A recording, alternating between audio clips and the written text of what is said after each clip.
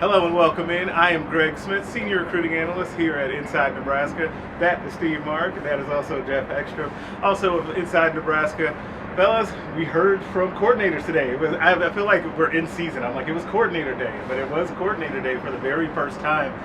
We met Marcus Satterfield and Tony White, offensive and defensive coordinators, respectively, for Nebraska. Steve, kick us off. What were your big takeaways from the two coordinators? Well, I think this first one. I think we're all going to agree on. Tony White just looks and sounds like a future head coach, Power 5 head coach. He's super impressive. Satterfield was obviously pretty good too. But he said some things that people are gonna. Yeah, he obviously talked about the offense and how it was going to be a pro style attack, and they're going to huddle. And he also mentioned a little position around here that a lot of people like called the fullback. So I just think that Satterfield is maybe throwing out some red meat for the fan base that he knew that they were going to like to hear, and boy will they like to hear that. But obviously for what they want to do at Nebraska in their first season, a pro style attack, huddling up, running the football, owning the line of scrimmage, leaning on an ever improving offensive line. It was just, I think, a pretty good day for Husker fans right now, just to hear these two new guys talk, and especially Tony White. Again, I just go back to him.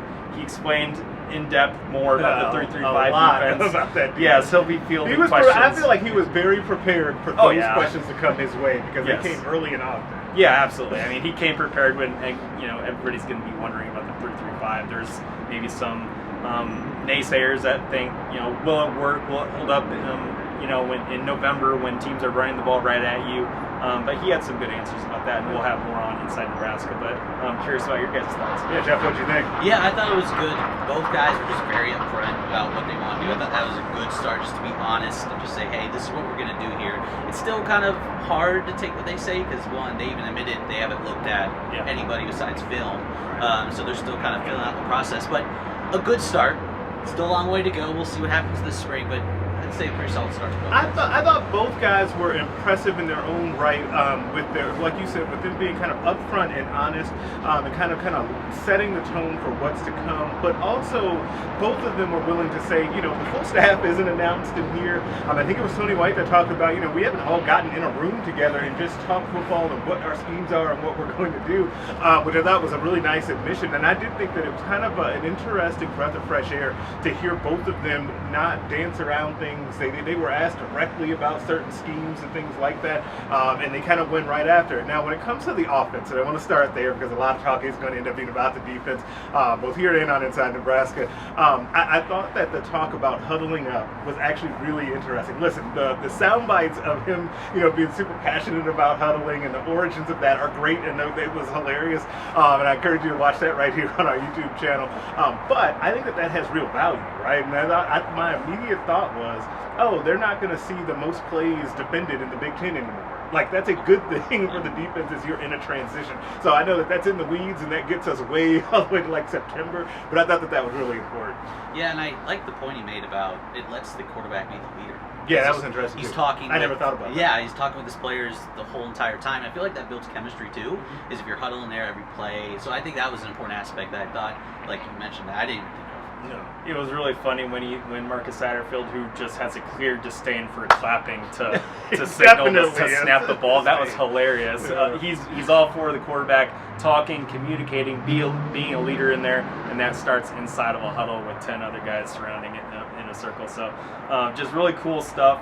Obviously, what Geoff said was right about both coordinators saying, hey, we haven't been out on a practice field yet, so we don't have a feel with what their current roster has, which makes total sense. But they have watched the film, and it kind of killed my question about wanting to learn more about on the defensive side about the rover position, which Tony White politely kind of just said, hey, we don't actually know what we have right now, but it's just going to be a really interesting development with that specific position in a 3-3-5. Is it going to be a linebacker safety hybrid in the middle of the field? Is it going to be more on the perimeter as kind of an outside linebacker defensive end type? that's going to come later on down the road. But just really, really good, insightful stuff from both the coordinators today. Yeah, I'm shocked that you didn't just come out and say, "Are you going to name it the Husker?" I would love. Did you think about actually just saying, "Are you going to call it?" No, I'm not going to go on that limb. But yeah, it's going to be really interesting with that position and maybe what they call it. It was a rover at Syracuse, at San Diego State. It's the Aztec. It's a bunch of different things with other programs that run 3-3-5. So, but that also went into something else that I found really interesting from Tony White was just when I asked him about kind of recruiting and if the 3-3-5 allows you to kind of open things up when it comes to recruiting. I thought his answer there was really interesting, and not just because I'm the recruiting guy. I thought that made it also shows just how versatile the defense can be, right? I think that's one of the huge strengths, and he talked about, which is kind of interesting, about the origins of it and not having so many defensive linemen, and then what that could be like, and how you can kind of adjust the defense based on that.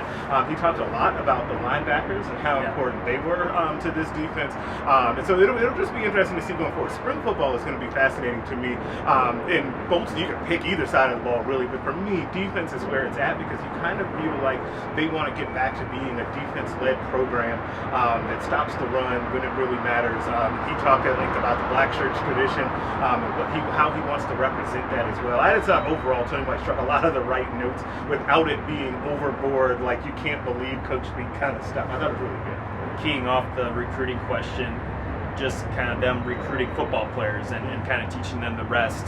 That kind of goes along with Tony White's 3-3-5, and I'm really glad that he kind of came out and said, it can be a three-man front, or it could be a 4-man front, it could be a 5-man front. Whatever they need, that is the beauty of this scheme, this defense, is it can shift into multiple things, and that might help. Maybe I know it's talk right now, and we're going to find out if it works on the field in the fall, but at least I like that Tony White got in front of the mic and maybe was talking to fans. It's like, hey, I know this system, we've done it before, it can hold up against the run. He brought up the bowl season. He was ready for that. Yeah, with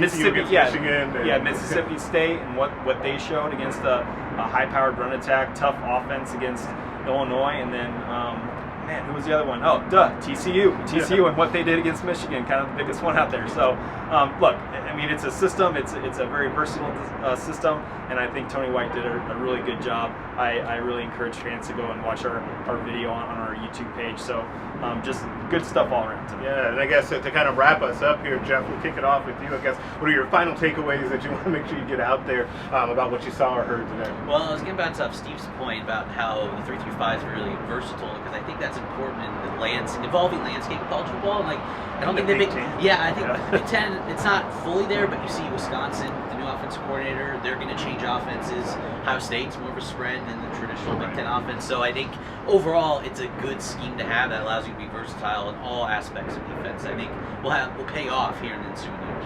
And Tony White brought up, Matt Rule gave him a study that kind of looked at the Big Ten offensive personnel sets. What were the most popular ones? It was 11. Yeah. One running back, one tight end, and 3 receivers. So, as much as the Big Ten kind of gets this narrative that it's a ton of tight ends at fullbacks, which there are at times, of course, but mostly it's 3 receivers out there on the field. That's just modern football. Everybody wants to kind of spread things out and throw the ball and create space, more running room for the running backs. So, look, they seem like a really prepared staff, and I can't wait to watch this whole thing. And I think put a pin in that thing about the study. I found that fascinating. I thought that was it gave a really insightful glimpse into what these guys are like and how they're going about it. And playing the perfect way you were saying about them being prepared. I think my big takeaway today is identity. I feel like after one press conference with just those 2 guys, you start to really shape and see an identity that they're going to have out there. Because if I asked you to watch those videos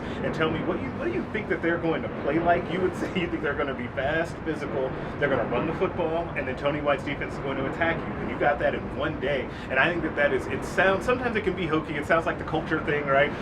But I think it's really important to actually put words to how they want to play and what they want to look like when they go out there and put a product out on the field. So I think that there was a lot of things, like we said, that came out of today. It was especially for the first one of seeing those guys that you hear about them, and from my point of view, you hear about them them on the recruiting trail to actually see them talk ball, I thought was really interesting.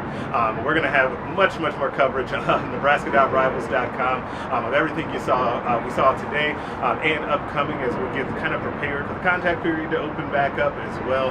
Make sure you're liking this video. Make sure you subscribe to the YouTube channel to get these videos right in your feed, and we will catch you next time.